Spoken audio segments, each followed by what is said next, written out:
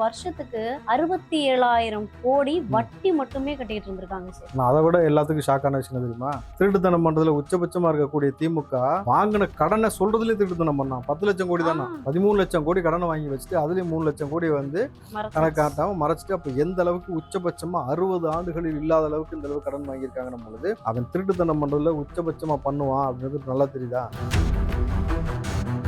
வருவாய் பற்றாக்குறை இவ்வளவு இருக்குது, கடன் பற்றாக்குறை இவ்வளவு இருக்குது, எதை வச்சுக்கிட்டு அப்ப அப்படி ஒரு அறிக்கையை அவங்களால கொடுக்க முடிஞ்சு, எப்படி பேச முடிஞ்சிச்சு? சர்க்கரையை வந்து எறும்பு திண்டுச்சு, சாக்க கரையான் திண்டுச்சுன்னு சொன்ன கோஷ்டி தான் அந்த கோஷ்டி. எந்த முகாந்தரமும் எந்த ஆதாரமும் இல்லாம இவங்க சொல்றதா கணக்கு. இது யார் செக் பண்ண போறா?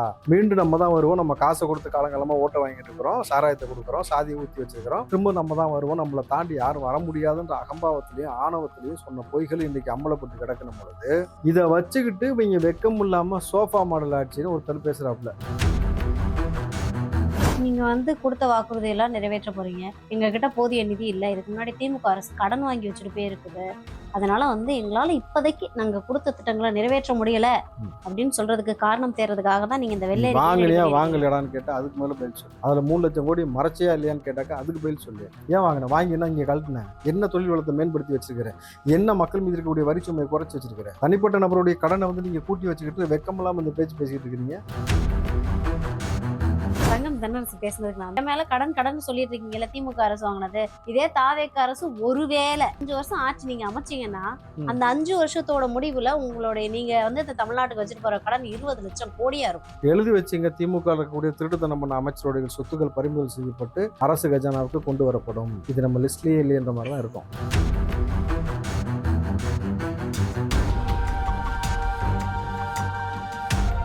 பர்சனல் லோன் வேணுமா? டாக்குமெண்ட்ஸ் இல்லாம 10 நிமிஷத்துல 15 லட்சம் வரை பணம். பூலாவாலா ஃபின்கார். கீழ உள்ள லிங்க் மூலம் இப்போதே விண்ணப்பியுங்கள்.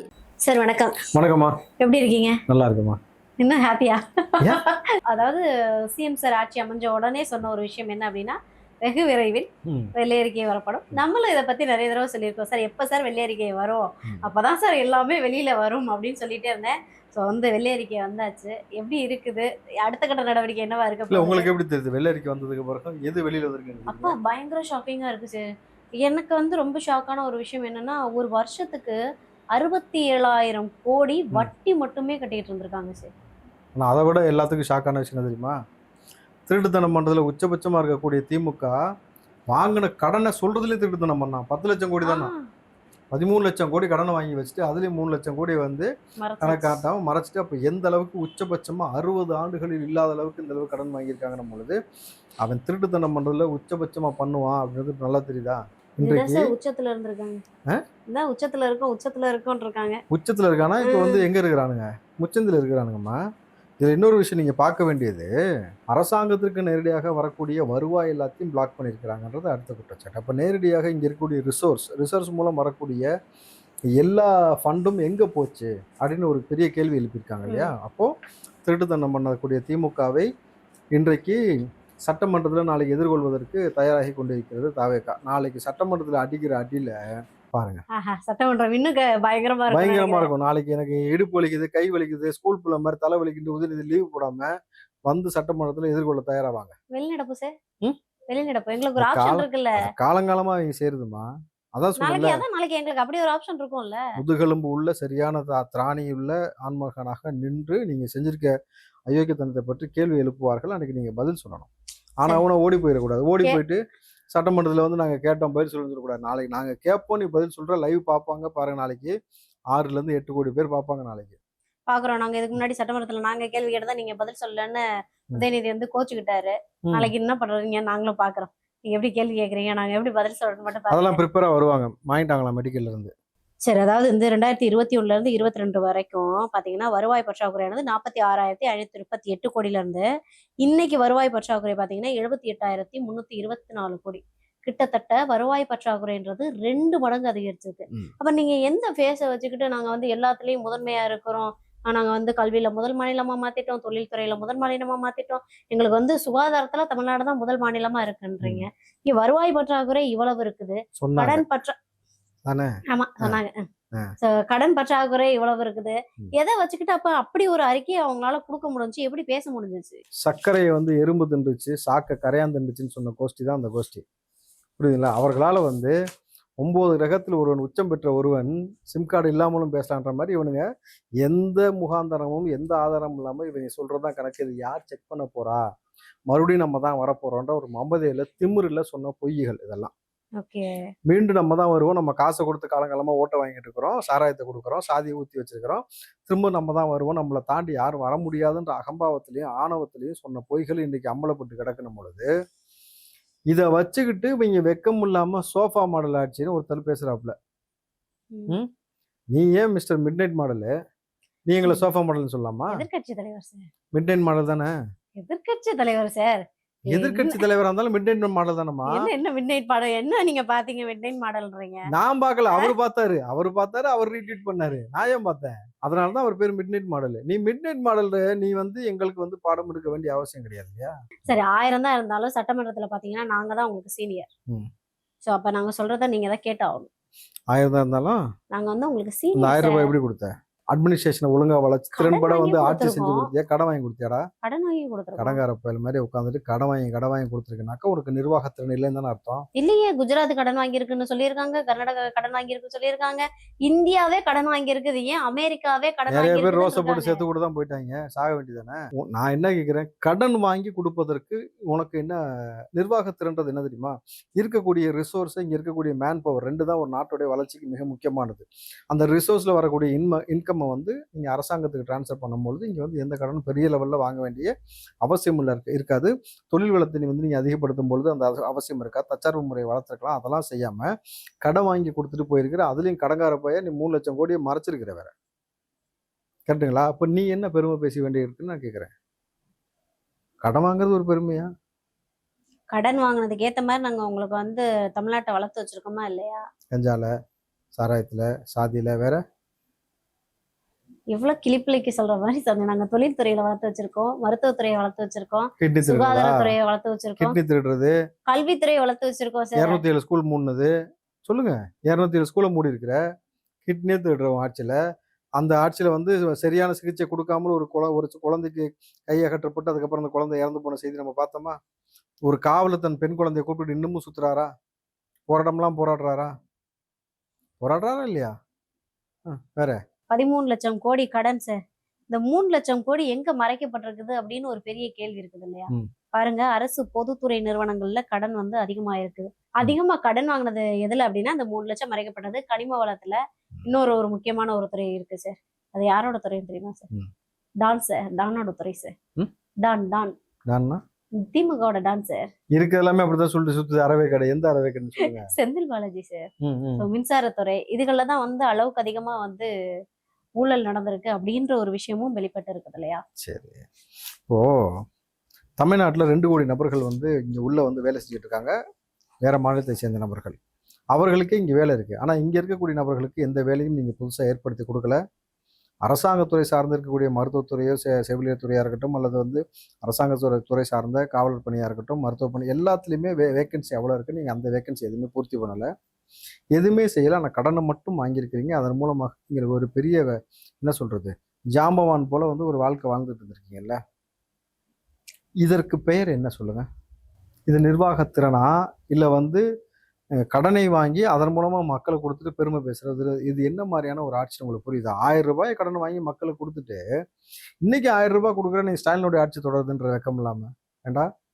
அப்ப பெண்கள் மீது கை வைக்கிறது, பொறுக்கித்தனம் பண்றதெல்லாம் ஸ்டாலின் ஆட்சி தொடருதுன்னு சொல்ல வேண்டியதானே? சோஃபா மாடல் ஆட்சின்னு சொல்லக்கூடிய மிஸ்டர் மிட் நைட் மாடல் சில விஷயங்களை தெரிஞ்சுக்கிட்டு பேசணும். சட்டமன்றத்தில் நீங்கள் பேசும்போது எந்திரிச்சு ஓடாம உட்காந்து அழகா பதில் சொல்லுங்க, பேசிக்கலாம். சரி, நாங்க இன்னைக்கு வந்து டான் உங்களுக்கு பதில் சொல்லுவோம். நேரம் எல்லாத்துக்கும் வந்து நாங்க ரெடியா இருக்கோம். நீங்க என்ன கேள்வி கேட்டாலும் நாங்க பதில் சொல்றது ரெடியா இருக்கோம். சரி, நாங்க எதுல முதல்ல இருக்கோம்னு கேட்டீங்க இல்லையா? சொல்றேன் கேளுங்க. குஜராத், அதாவது அவங்க வாங்கின கடன் வந்து 17.6% சார். ஆனா அவங்களுடைய அந்த அரசு எப்படி இருக்கு அப்படின்னா சீரானதா இருக்கு. அதாவது அவங்க வாங்கின கடனுக்கு ஏத்த மாதிரி அவங்க அரசை ரன் பண்றாங்க. மகாராஷ்டிரா அரசு வந்து 19% வாங்கியிருக்காங்க, அவங்களும் ஓரளவு ரன் பண்றாங்க. அடுத்ததா கர்நாடக அரசு 23%. கொஞ்சம் கொஞ்சமா அவங்களுடைய பற்றாக்குறை வருவாய் வரவு அப்படின்றது குறைஞ்சிடுது. தமிழ்நாடு சார், நீங்க கேட்டதுக்கு பதில் சார், 28.3% இருக்கிறதுலே நாங்க தான் அதிகம் கடன் வாங்கியிருக்கோம். இதுல வந்து நாங்க தான் வரலாற்றுல எந்த மாநிலமும் செய்யாத ஒரு சாதனையை நாங்க செஞ்சிருக்கோம் இந்த 5 வருஷத்துல. அதான் அவங்க வரலாறு. அதானே இவரை திருடுறது தானே வரலாறு, கடன் வாங்குறது தானே வரலாறு. கடன் வாங்கி நாங்க நல்லது தானே செஞ்சிருக்கோம். என்ன பண்ணிருக்க? சரி, என்ன இதுக்கு பண்ணிருக்க? முன்னாடி 4 லட்சம் கோடி இருந்துச்சு சார். கடன் வாங்கி என்ன பண்ண? நாங்க மக்களுக்கு நலத்திட்ட உதவி பண்ணியிருக்கோம் சார். மக்கள்கிட்ட போய் சொல்லு. அப்புறம் ஏன் உன்னை தோக்கடிச்சானுங்க? வரலாற்றுல 2 விஷயம் நடந்திருக்குமா இந்த ஆட்சியில? நல்லா புரிஞ்சு, இந்த எலெக்ஷன் நமக்கு பாடம் புகட்டி இருக்கிறது 2 விஷயம் நடந்திருக்கு. வரலாற்றுல எம்எல்ஏ கூட ஆகாம ஸ்டாலின் அவர்கள் தோத்து போய் நிக்கிறாரு இன்னைக்கு. வரலாற்றிலேயே சட்டமன்றத்துக்குள்ள போகும்பொழுதே சிஎம் போன ஒரே முதலமைச்சர் தளபதி விஜய். 2 வரலாறு நடந்திருக்கு, புரியுதுங்களா? ஸ்டாலின் படுதோல்வி அடைஞ்சதுக்கு காரணமும் திரு ஜோசப் விஜய் அவர்கள். முதல் முறையாக சட்டமன்றத்துக்குள்ள நுழையும் பொழுதே சிஎம் நுழைஞ்ச முதல் சிஎம் யாருன்னா இவர் தான், வரலாற்றிலேயே இவர் தான்.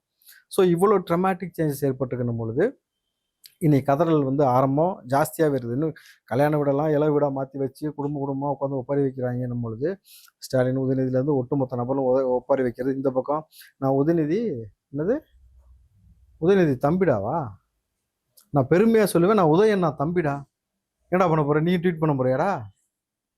முட்டாள்தனமாக இவர்கள் வந்து பேசிக்கொண்டு செஞ்சு கொடுக்கக்கூடிய அரசியலை மாற்று அரசியலாக இன்னைக்கு வந்து மாற்றி வைத்துக் கொண்டிருக்கிறார் தளபதி விஜய் அவர்களும் பொழுது. இன்னைக்கு அரசு அலுவலகத்துக்குள்ள லஞ்சம் வாங்க பயப்படுறான், உடனே வேலை போகுது. இன்னைக்கு டெண்டர்ல வந்து எந்த முறைகேடும் இல்லாமல் நடக்கணும்னு சொல்லி வெளிப்படைத்தன்மை கொடுத்துட்டாங்க. நீங்க எந்த வந்து எக்ஸ்ட்ரா சார்ஜஸ் கொடுக்க வேண்டாம்னு சொல்லிட்டு, சாதாரண காருக்கு நம்பர் வாங்குறோம் நம்ம ஃபேன்ஸ் நம்பருக்கு, அதுல கூட வந்து எக்ஸ்ட்ரா நம்ம பேமெண்ட் பண்ணிட்டு இருக்க இந்த விஷயம் இருந்த பொழுது அதை முதல் கொண்டு மாற்றி வைத்திருக்காரு பொழுது 40 நாள்ல இவ்வளவு பெரிய சேஞ்ச் நடந்திருக்குன்னா, இன்னைக்கு ஒரு பாலியல் அத்துமீறல் நடக்குதுனாக்கா அதை உடனடியாக வந்து 24 மணி நேரத்தில் வந்து அரசு செய்யப்பட்டு வழக்கு போடப்பட்டு அவனுக்கு சீக்கிரமாக தண்டனை வாங்கி கொடுக்கப்படுது பொழுது இவர்கள் விஷமிகள் வந்து கிட்டத்தட்ட திமுக ஜாஃபர் சாதிக்கிற ஒரு நபர் மட்டுமே 2000 கோடிக்கு மேலே சம்பாரிச்சான்னு சொன்னாங்களே, சர்வதேச லெவலில் மெத்து கடத்தி. அது போல வந்து இவர்கள் இங்கே தமிழ்நாட்டுக்குள்ள எந்த அளவுக்கு வந்து இந்த கஞ்சா, போதை, மெத்து, ஹெராயின் அப்படின்னு எல்லாத்தையும் வளர்த்து விட்டாங்களோ அதன் மூலமாக எவ்வளவு நபர்கள் வந்து அதனுடைய பயனாளிகள் இன்க்ரீஸ் ஆகி இன்னைக்கு பொறுக்கித்தனம் பண்ணிட்டு இருக்கானோ அத்தனை நபர்களும் அச்சப்படக்கூடிய ஒரு தருணம் ஏற்படும். நிச்சயமா 6 மாசத்துக்குள்ள எல்லாத்தையும் ரெக்டிஃபை பண்ணி தமிழ்நாடு ஒரு ஒரு என்ன சொல்றது, இந்த போதை கலாச்சாரத்தை ஒழிக்கக்கூடிய வகையிலையும் ஒரு நல்ல மாநிலமாகவும், தொழில் வளத்திலும் மேம்படக்கூடிய ஒரு மாநிலமாகவும், தற்சார்பு முறையில் வந்து மேம்படக்கூடிய மாநிலமாகவும், இயற்கை வளங்கள் கனிம வளத்தில் வரக்கூடிய இந்த ரிசோர்ஸ் அத்தனையும் கவர்மெண்ட்டுக்கு வரக்கூடிய அந்த வருவாயை கவர்மெண்ட்டுக்குள்ள கொண்டு வரும்பொழுது இங்கே இருக்கக்கூடிய ரிசோர்ஸ் அதிகமாகும். ஸோ கொடுத்த வாக்குறுதிகளை மக்களுக்கு நிறைவேற்றக்கூடிய ஒரு தலைச்சிறந்த ஒரு முதலமைச்சராக திகழ்வான்றதுல மாற்றம் இல்லைம்மா. நீங்க வந்து கொடுத்த வாக்குறுதி எல்லாம் நிறைவேற்ற போறீங்க. நீங்க ஏன் இந்த வெள்ளை அறிக்கையை எடுத்தீங்கன்னு முன்னாள் நிதியமைச்சர் தங்கம் தென்னரசு சொல்லியிருக்காரு சார். அதாவது நீங்க வந்து எங்க கிட்ட போதிய நிதி இல்லை, இதுக்கு முன்னாடி திமுக அரசு கடன் வாங்கி வச்சுட்டு போயிருக்குது, அதனால வந்து எங்களால இப்போதைக்கு நாங்க கொடுத்த திட்டங்களை நிறைவேற்ற முடியல அப்படின்னு சொல்றதுக்கு காரணம் தேர்றதுக்காக தான் நீங்க இந்த வெள்ளை வாங்கலையா வாங்கலையாடான்னு கேட்டா அதுக்கு மேல பதில் சொல்லு. அதுல 3 லட்சம் கோடி மறைச்சியா இல்லையான்னு கேட்டாக்கா அதுக்கு பதில் சொல்லு. முட்டாள்தனமா பேசாத. நீ ஏன் வாங்கின? வாங்கினா இங்க கழட்டின? என்ன தொழில் வளத்தை மேம்படுத்தி வச்சிருக்கிற?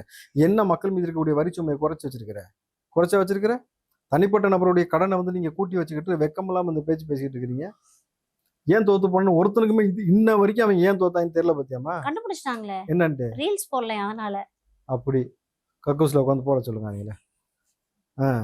இதுதான் இந்த வாய் அழிஞ்சதே இந்த வாயினாலதான். இப்படி தெனாவட்டா பேசுறது, திமுறா பேசுறது. அதனாலதான் நேற்று வந்து ஒருத்தர் பெரியவரை உள்ள கூட விடாம அனுப்பிச்சு விட்டாங்க. பாத்தீங்களா? கட்சிக்கு பொதுச் செயலாளர் அவர் தான். வந்த விதத்துல உள்ள கூப்பிட ஒருத்தனை போயிட்டாப்புல பாவம் சரி. இவ்வளவுதான். நீங்கள் நல்லா யோசிச்சு பாருங்க. ஆடி மாதத்திற்கு பிறகு திமுகவில் இருந்து எம்எல்ஏக்கள் இங்க வராங்க. எனக்கு தெரியும் 2 பேர் இப்பயே பேசியாச்சு. நான் இப்போதைக்கு எந்த பேரும் சொல்ல மாட்டேன். முட்டி மோதி அவனே கண்டுபிடிச்சிக்கிட்டான். முடிஞ்சா கண்டுபிடி. என்ன சார் அதிமுக இருந்து பிரிச்சு கூட்டு வரீங்க? பிரிச்சு யாரையுமே கூப்பிட்டு வரலாமா?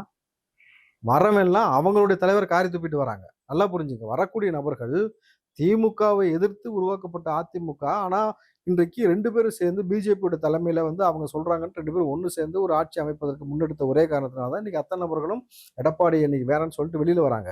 அதே போல ஸ்டாலினை நம்பி போய் ஸ்டாலினே தோத்து போயிட்டார், இனிமேட்டு அரசியல் எதிர்காலம் கிடையாது இங்க இருந்தனாக்கா, உதயநிதிக்கு ஆளுமை திறனே கிடையாது என்பதற்கு மிகப்பெரிய சான்று காசியப்பன் பாத்திரங்கள் இருந்து மாற்றத்தினால வாங்கிட்டு வந்து கப்ப கொடுத்தப்ப 2 பேரும் வாங்கிட்டது தான். நம்மளுது ஊருக்குள்ள F1 கார் ரேஸ் நடத்தக்கூடாதுன்ற போதிய அறிவு இல்லாமல் 200 கோடி 30 காசு அதை எடுத்து கொண்டு போய் நடத்தி அந்த காசை வீண் பண்ணணும் பொழுது இவர்களை நம்பி போனாக்கா நம்ம வந்து நம்மளுடைய எதிர்காலம் அரசியல் வாழ்க்கைன்றது முடிஞ்சிடும். மக்களுக்கு சேவை செய்ய நினைக்கிறமோ ஒரு சரியான தலைவன் கீழ் வரணும்னு சொல்லிட்டு திமுக இருந்தும் அடுத்து கூடிய சீக்கிரம் வருவார்கள். அன்றைக்கு இதை விட கதறல் சத்தம் அதிகமா இருக்கும். நீ சோஃபான்னு சொல்லு, இல்லை நீ என்ன வேணாலும் சொல்லு, நீ எங்க குத்த வச்சு படுத்துக்கிறதே அதான் உனக்கு ஞாபகம் வரும். அதனால நீ சொல்லிட்டு போ. ஆனா நான் ரொம்ப தெளிவா சொல்றேன், உங்களை புறக்கணித்து விட்டு எம்ஜிஆர் இருக்கும் வரை எப்படி எம்ஜிஆர், அதே மாதிரி தளபதி விஜய் அவர்கள் இருக்கும் வரை அவர் தான் தொடர்ச்சியாக சிஎம்மாக இருப்பார், முதலமைச்சராக இருப்பார். மாற்று கருத்து என்னும் பொழுது அதை தெரிந்த பின்பு அத்தனை நபர்களும் அவரை நாடி வராங்கன்னும் பொழுது நம்ம வரவேற்கிறோம், அவ்வளோதான். அந்த ஸ்கூல் சரியில்லைன்னு சொல்லிட்டு ஒரு ஸ்டூடெண்ட் இந்த ஸ்கூலுக்கு வந்தானா ஆப்வியஸ்லி கூப்பிட்டு அட்மிஷன் போட தான் செய்வாங்க. பட் இங்கே யார் மாஸ்டர், யார் பிரின்சிபல்னு ஒன்று இருக்குல்ல, மாஸ்டர். தளபதி. ஓகே. தங்கம் தென்னரசு பேசுனதுக்கு நான் வந்துடுறேன் சார், இன்னும் முடிக்கல. ஏன்னா அவர் நிறைய விஷயத்த சொல்லியிருக்காரு. குழம்பிட்டே இருக்கட்டுமா? புலம்புறாரா? இப்ப வந்து நீங்க என் மேல கடன் சொல்லிட்டு இருக்கீங்கல்ல, திமுக அரசு வாங்கினது. இதுக்கு முன்னாடி 4 லட்சமா இருந்துச்சு, நாங்க இப்ப 10 லட்சம் வாங்கி வச்சிருக்கோம். 13 லட்சம் பைத்தியக்கார சரி. பையனுங்களா? 13 லட்சம். நாங்க 10 லட்சம் தான் சார் சொல்லுவோம். நாங்க 13 லட்சம் தான் சொல்லல, விடுங்கள. ம். 10 லட்சம் இருக்குது. இதே தாவேக அரசு ஒருவேளை ம். எப்படி 5 வருஷம் ஆட்சி நீங்க அமைச்சீங்கன்னா, ம். அந்த 5 வருஷத்தோட முடிவுல உங்களுடைய நீங்க வந்து இந்த தமிழ்நாட்டுக்கு வச்சுட்டு போற கடன் 20 லட்சம் கோடியா இருக்கும். ம். சோ அந்த அளவுக்கு கடன் வந்து 2 மடங்கா மாறுமே தவிர குறையாது அப்படின்னு இருக்கு. எழுதி வச்சுங்க, திமுக இருக்கக்கூடிய திருட்டுத்தனம் பண்ண அமைச்சருடைய சொத்துக்கள் பறிமுதல் செய்யப்பட்டு அரசு கஜானாவுக்கு கொண்டு வரப்படும். இது நம்ம லிஸ்ட்லயே இல்லைன்ற மாதிரி தான் இருக்கும். நீங்க வேணா பாருங்க, இது நடக்கும். ஏன்னா அவ்வளவு ஊழல் செஞ்சிருக்காங்க. இன்னும் சொல்ல போனா பிடிஆருடைய ஆடியோ வந்து ஞாபகம் இருக்குங்களா? கலைஞர் வாழ்நாளில் சம்பாரிச்ச சொத்தை வந்து இந்த 2 நபர்கள், யாரு, சபரீசனும் உதயநிதி. உதயநிதியும் சேர்ந்து 30,000 கோடி 2 வருஷத்துல சம்பாரிச்சிட்டாங்கன்னு சொல்லிட்டு, இந்த மாதிரி இது உண்மையா இருக்கும் பட்சத்தில் விசாரணை நடத்தப்படும். இதே Okay. மாதிரி எந்தெந்த அமைச்சர்லாம் ஜீரோல இருந்து இங்க அரசியலுக்கு வந்து பலாயிரம் கோடி சொத்து சேர்த்து வச்சிருக்க, தமிழ்நாட்டுல மட்டும் கிடையாது, உலகம் முழுக்க நீ எங்கெங்க வச்சிருக்கிற, ஒரு உலகம் குடும்பத்தை தெரிந்த நீங்க முகம், எடுத்தீங்கனாலே லட்ச கோடி உலகம் எடுத்துடலாம் தெரிந்த சார். முகம் தளபதி. எல்லா பக்கமும் கான்டாக்ட் இருக்கு. நீ எங்க வச்சாலும் உன்னுடைய ஒட்டுமொத்த ரெக்கார்டையும் எடுத்துட்டு அரசு கஜானாவுக்கு இவர்களுடைய கொள்ளடித்த பணம் எல்லாமே கொண்டு வரப்படும் பொழுது பொருளாதாரம் வளரும். சார் பிடிஆர் அவர்களுடைய அந்த வாய்ஸ் சொன்னீங்கல்ல, அது ம். எல்லாருமே கேட்ட ஒரு விஷயம் தான். அப்படின்றப்ப அந்த வாய்ஸை வந்து நம்ம ஐடென்டிஃபை பண்ணி, இல்ல அவங்க கிட்டே வந்து ம். நம்ம வாக்குமூலமா வாங்கி, அது மூலமா கேஸ் போட்டு நம்ம ஆக்ஷன் எடுக்க முடியுமான்றது ஒரு பெரிய கேள்வியா இருக்கு. நம்ம ஏன் அதை அவ்வளவு சுத்தி போனோம்? ஆ, திருட்டுத்தனம் பண்ணிருக்கான வெளிப்படையா தெரியுதுல்ல, முடிஞ்சு போச்சு, அவ்வளவுதான். கைப்புடுக்கு கண்ணாடி எதுக்குன்னு சொல்ற மாதிரி இவனுக்கு சார் அப்படின்னா பண்ணிருக்காங்க. ஒவ்வொரு எம்எல்ஏ கிட்டையும் ஒவ்வொரு அமைச்சர்கிட்டையும் லட்சம் கோடி கணக்குல சொத்து இருக்கு சார். தூக்குவோம். எப்படி சார் தூக்குவீங்க? ஏமா தூக்க நாங்க முடியாது? எங்க சார் நாங்க எங்க சொல்லிட்டா திருடி வச்சிருக்கோம், இல்ல எங்க பேர்லயே திருடி வச்சிருக்கோம். நாங்க எல்லாம் எங்கெங்கயோ திருடி வச்சிருக்கோம், யாரோ பினாமி வச்சிருப்போம். எல்லாத்தையும் எப்படி கண்டுபிடிச்சு எடுக்கிறது? நாங்க என்ன சொல்லிட்டா தூக்க போறோம்?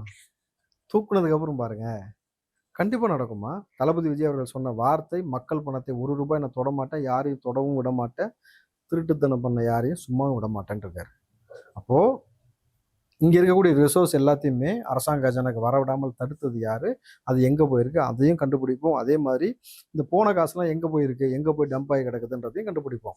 வெறும் 1250 கோடி வரியை மட்டுமே ஏய்ப்பதற்காக பணத்தை கொண்டு போய் பிணவரையில் ஒளிச்சு வச்சவங்க தான் திமுக, ஜெகத் ரட்சகன். இதே போல எத்தனை பேர், எத்தனாயிரம் கோடி இருக்கு, யாருக்கெல்லாம் வந்து கப்பல் ஓடுது, கப்பல் வந்து உலகம் முழுக்க பர்மிஷன் வாங்கி ஓடக்கூடிய கப்பல் எத்தனை கப்பல், அதுல யாரெல்லாம் பார்ட்னர்ஷிப்பு, எல்லாத்தையுமே எடுத்துக்கிட்டு தான் இருக்கிறோம். ஒட்டுமொத்த சிஸ்டமும் வந்து இங்கேருந்து கரப்டடாகி கிடக்கணும் பொழுது அதை மாற்றக்கூடிய வேலையில் தளபதி இறங்கியிருக்காரும் பொழுது மாற்றுவார். இது வரைக்கும் வரலாற்றில் 9 மணிக்கு தலைமைச் செயலகத்துக்கு எந்த முதலமைச்சர் வந்ததில்லை. மாத்தினாரா? அவர் வந்தனால அத்தனை பேரையும் வர வச்சாரா? பயோமெட்ரிக் கொண்டு வந்தாரா? இன்னைக்கு அரசு அதிகாரிகள் 200 பேருக்கு மேலே சஸ்பெண்ட் பண்ணியிருக்காரு. அதில் காவல்துறை உட்பட எல்லா நபர்களையும் பண்ணியிருக்காரா? லஞ்சம் வாங்க அச்சப்படுறாங்களா? மாறிக்கிட்டே வருதா?